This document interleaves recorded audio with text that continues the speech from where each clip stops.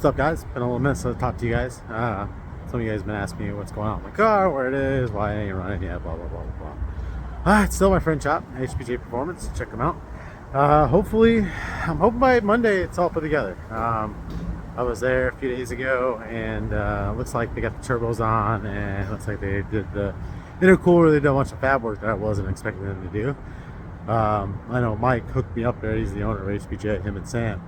My kit, I mean, so it's actually a better kit than I was originally going to buy. We went with the 64 66s instead. He got me the kit for a good deal. I mean, a really good deal. I can't say the price here because he would scream if everyone started calling, going, hey, what the fuck. But anyway, hopefully in the next few weeks I get her back on the road. Right now, really the only thing I'm really waiting for is my drive shaft. It's at PEM, Performance Engineering Manufacturing, I think is the name of it.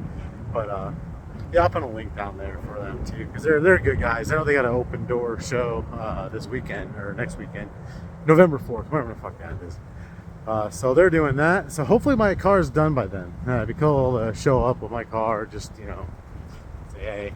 So that's pretty much what we got going on. I still haven't talked about the tuning yet. I really don't want to talk about it just yet. I'm gonna let Mike finish that up and then see.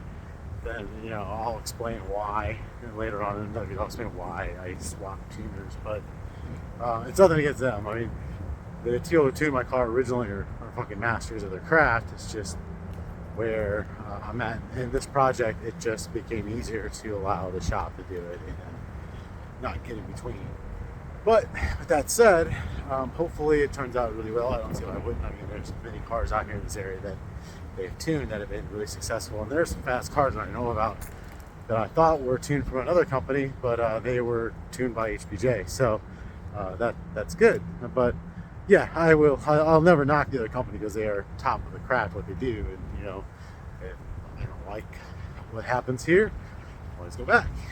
But that being said, hopefully in a little bit we get it done. I still do have a TIG Vision ice tank if anyone's wanting that, although I'm thinking my next set of upgrades might be a tick intake. Looks like they make a tick intake kind of like the Plasma Man, but this one I could use my ice tank and it would feed right into the intake to even cool the temperatures down even more. But we'll find out. I mean, realistically, you know, once I sold my blower, the 10 rib kit, all of that stuff, I mean, I was still $5,000 in the hole with even saving up, you know, $8,000 of cash.